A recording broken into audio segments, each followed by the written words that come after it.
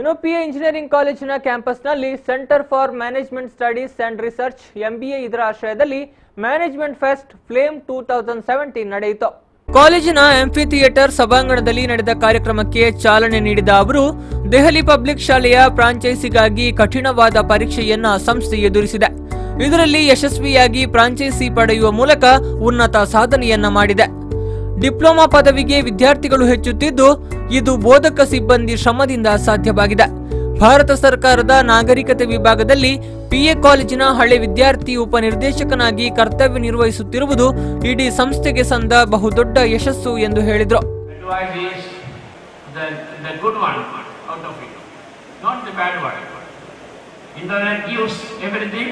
Good and bad.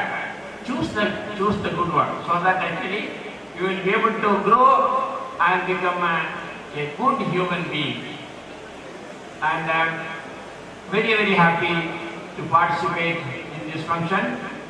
And my congratulations to one and all of you, including the members of the faculty, the management.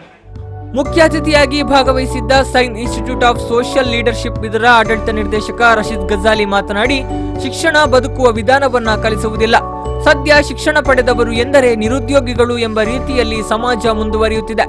ಈ ನಿಟ್ಟಿನಲ್ಲಿ ಯುವ ಸಮುದಾಯ ಧನಾತ್ಮಕ ಚಿಂತನೆಗಳನ್ನು ಬೆಳೆಸಿಕೊಂಡು ಗುರಿ ಸಾಧನೆಯ ಜ್ಞಾನ ಸಂಪಾದಿಸಿಕೊಂಡು ಜೀವನದಲ್ಲಿ ಯಶಸ್ಸು ಕಾಣಬೇಕಿದೆ ಎಂದು ಹೇಳಿದರು.